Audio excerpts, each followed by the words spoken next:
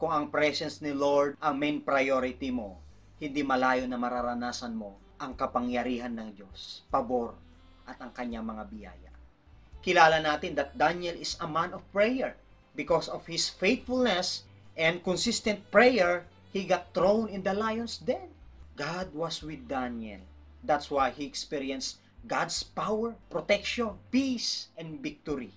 Tandaan natin, prayer is ushering and entering into the presence of God.